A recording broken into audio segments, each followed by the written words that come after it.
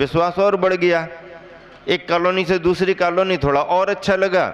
चलो भाई, समाज में भी खुशी हुई कि चलो महाराज जी का बिहार अभी जम रहा है। लेकिन जिस दिन सूरत नगर की अंतिम कॉलोनी छोड़नी थी, बिहार करना था, और सबको मालूम हो गया कि आज बिहार होना ही होना है, उसी दिन मुझे आहार में अंतराय आ गया। प्रारंभ में अब अंतराय आ गया, यहां तैयारी बिहार करने की, अंतराय आ गया। अब तो कमेटी वाले आ गए, महाराज जी बिहार नहीं अब। अरे भाई कह दिया है बिहार तो होना ही होना। नहीं नहीं महाराज जी आज तो बिहार नहीं होगा और अनुकूलता नहीं, बिहार नहीं होगा। नहीं नहीं बिहार तो हम करेंगे, हमने कह दिया है तो हम तो बिहार करेंगे। सुनाई नहीं हमने कहा हम तो बिहार करेंगे। अब कॉलोनी वाले कमेटी वाले, नहीं महाराज जी आज बिहार नहीं होगा। बिहार नहीं होगा? कैसे बिहार नहीं होगा? बिहार तो करूंगा, भले थोड़ा करूं पर बिहार तो करूंगा। एक सज्जन बोले महाराज जी आपको यदि बिहार करना ही है तो हमारा एक निवेदन और है। हमारी एक कॉलोनी छूट चुकी है, उस कॉलोनी की वंदना कर लें और अगले दिन बिहार हो जाए। हमने कहा वहां से भी रास्ता है क्या? ले रास्ता है। हमने कहा चलो ठीक है, बिहार तो होगा ही होगा। अब गांव के बाहर न हो करके एक कॉलोनी और करके बिहार करेंगे। उस कॉलोनी में गए, कॉलोनी के मूल नायक भगवान के दर्शन किए। मूल नायक भगवान नेमिनाथ। और मैंने कहा अभी इतनी कॉलोनियों में गए, नेमिनाथ मूल नायक मिले ही नहीं। ये तो नेमिनाथ भगवान ने कहा है कि हमारे दर्शन के बगैर बड़े नेमिनाथ के पास कैसे जाओगे। बिहार हुआ, अगली कॉलोनी में गए, नेमिनाथ भगवान के दर्शन किए। सुबह सुबह हम लोगों ने बड़ी शांति धारा कराई और भगवान से निवेदन किया, भगवान आप छोटे नेमिनाथ हैं, बड़े नेमिनाथ के चरणों तक जाना है। आपने यहां बुला लिया है, अंतराय आया सो आया, व्यवधान आया सो आया। अब तो ये समाधान दो कि आपकी दर्शन वंदना करके जो बिहार शुरू हो तो गिरनार जी तक ही बिहार होना। अगले दिन बिहार हुआ और बिहार ऐसा हुआ कि लगभग 15 दिन के अंदर ही 25 समझ लीजिए नवंबर को संभवतया बिहार किया पार्ले पॉइंट सूरत से, और 4-5 दिन कॉलोनियों में निकाल दिए। समझ लीजिए कि 30 नवंबर हो गया होगा या और थोड़ी 2-3 तारीख निकल गई होगी। और जो उससे बिहार शुरू किया तो 27 दिसंबर की शाम को हम लोग गिरनार जी पहुंच गए।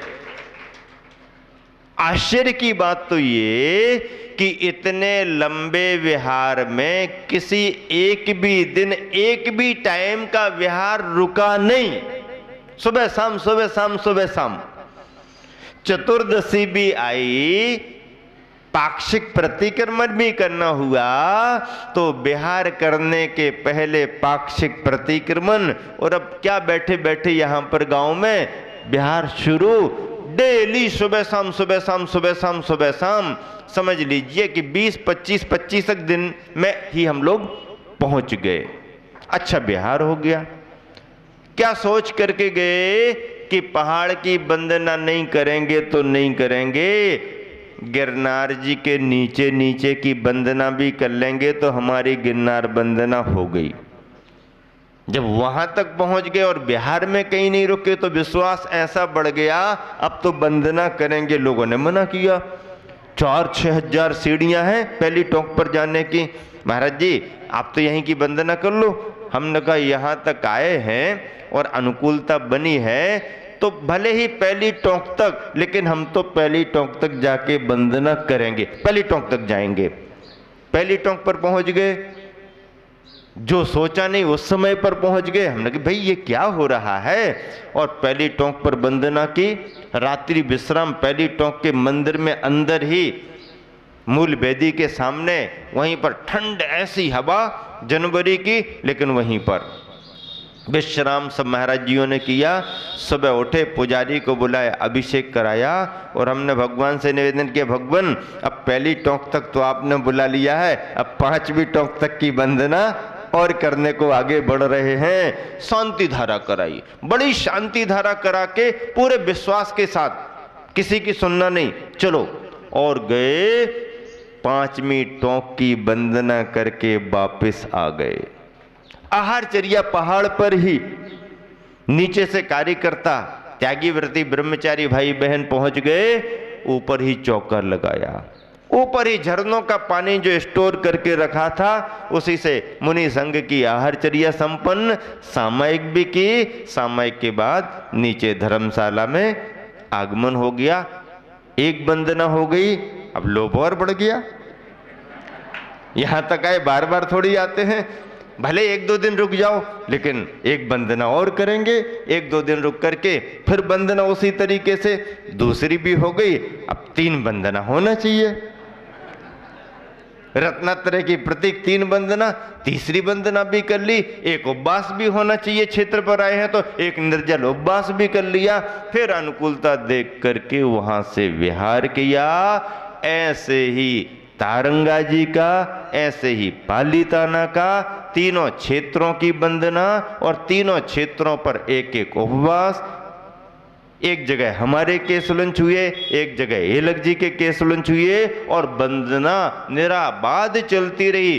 बाधा व्यवधान तो कर्म धर्म संयोग से आते हैं, लेकिन हम यदि रास्ता निकालें तो समाधान भी मिलते जाते हैं और रास्ता निकालना पड़ता है, निराश नहीं होना पड़ता है, हताश नहीं होना पड़ता है। परेशानियां तो सबको आती हैं, किसको नहीं आती परेशानी, और जो होना होगा वो तो होगा, कौन देख करके आया, कौन टाल सकता है। लेकिन जितना बने सावधानी रखते हुए, धर्म पर विश्वास रखते हुए, अपने भाग्य पर कर्म पर विश्वास रखते हुए अपन को धर्म का लाभ लेना चाहिए। व्यवधान बाधाएं धीरे धीरे सब टल जाते हैं।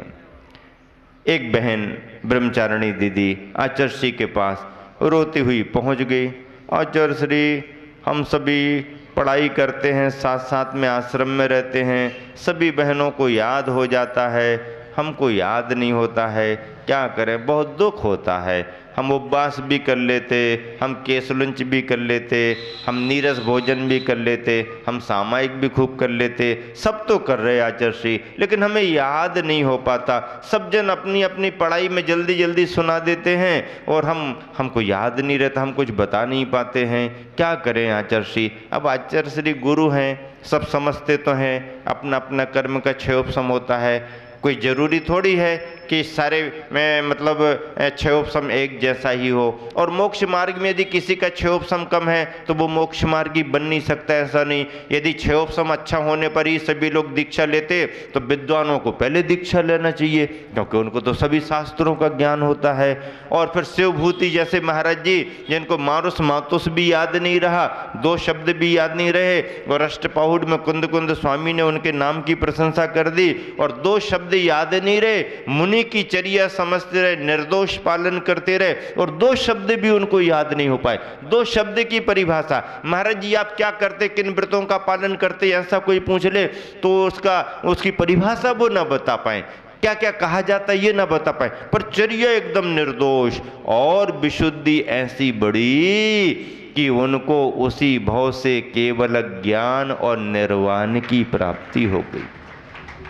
इसका मतलब ये है कि क्षयोपशम यदि ना भी बढ़े तो कोई बात नहीं, लेकिन जो आचरण है, जो चर्या है, उसकी भाव भासना हो करके यदि निर्विकल्पता लाते हैं तो केवल ज्ञान की प्राप्ति मुनियों को हो जाती है। जब वो बहन बार बार निवेदन करने लगी, आचार्य श्री कुछ रास्ता बताओ, कोई उपाय बताओ, याद नहीं रहता है, बड़ा दुख होता है, तो आचार्य श्री कहने लगे कैसी बात करती हो कि याद नहीं होता, याद तो है तुम्हारे लिए। नहीं नहीं कुछ भी याद नहीं।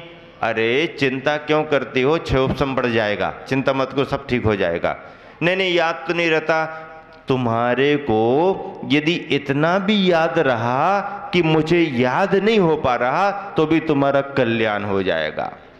यदि इतना भी याद हमारे लिए रहा कि हमें याद नहीं हो पा रहा, याद नहीं हो पा रहा, इतना भी याद करके रख लिया कि हमें याद नहीं हो पा रहा, तो पक्के में समझो तुम्हारा भी कल्याण हो जाएगा, क्योंकि तुमने भावना तो बना करके रखी है। और ऐसे समयों में ऐसे ही गुरु महाराज कमजोर से कमजोर शिष्यों के लिए, शिष्यों के लिए संबल प्रदान करते हैं, समाधान देते हैं। हम सभी को भी ऐसे ही समाधान निकालना चाहिए, ताकि हम सभी के जीवन में निरंतर उत्साह बढ़ता रहे, कल्याण के मार्ग में हम आगे बढ़ते रहें।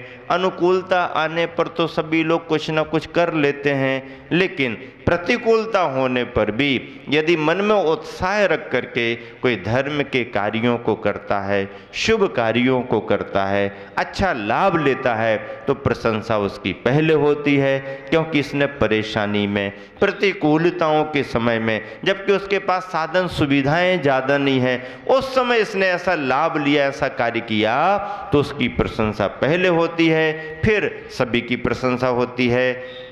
इन तीन शब्दों में अवधान, व्यवधान और समाधान का सारांश यही है कि अपनी स्मृति धारणा क्षोभसम के रूप में अच्छी बनाएं, व्यवधान बाधाएं आएं उससे निराश ना हो, बल्कि उनमें समाधान रास्ता निकालें, सावधानी पूर्वक कार्य करें, अपने आप कर्म टलते हैं और हमारे जीवन में ऐसा कल्याण होता है कि फिर संसार में लौट करके आने की जरूरत नहीं। इसी शुभ भावना से समय आपका हो गया है। महावीर भगवान की। सार्वजनिक रूप से प्रातःकालीन वेला में रयन मंजूषा का विषय रखा गया है। रयन मंजूषा क्या है? रयन मंजूषा आचार्य शमंतभद्र महाराज द्वारा रचित रत्न करंडक श्रावकाचार्य पर गुरुवर आचार्य श्री विद्यासागर जी महाराज के द्वारा किया गया पद्यानुवाद है।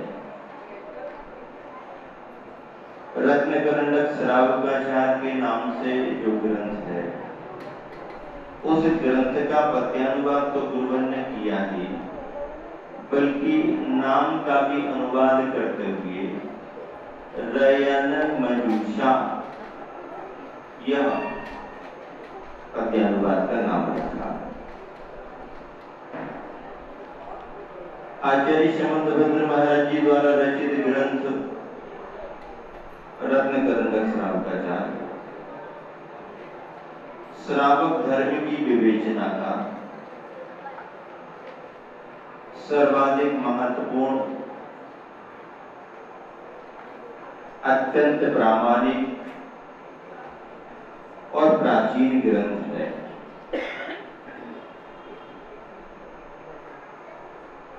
रत्न करंडक श्रावकाचार्य के विषय की यदि चर्चा करें तो गुरुवर के गुरुवर आचार्य ज्ञान सागर जी और स्वयं हम सबके गुरुवर आचार्य श्री रत्न करंडक श्रावकाचार्य के विषय में, उसके विषय को रत्नत्रय की स्तुति कहते हैं। इस ग्रंथ में रत्नत्रय की स्तुति ही है। ऐसे रयन मंजूषा ग्रंथ का शुभारंभ प्रारंभ यहाँ पर आप सभी के लिए किया जा रहा है। सबसे पहले आपके पास में जो पुस्तिका है उसे खोल लें, निकालें। मंगलाचरण के रूप में आचार्य जी ने कुछ दोहे लिखे हैं, उनको एक साथ सभी जन मिलकर के पढ़ें, फिर बात को आगे बढ़ाएंगे। दोहों की लय सभी को मालूम है, हम भी पढ़ेंगे, आप भी साथ में पढ़ें। सन्मति को मगन बन्यो, मममति सन्मति हो, सुर नर पशु गति सब मिटे, गति पंचम गति हो। चंदन चंदर चांदनी से जिन दुनिया किसी, उस बासे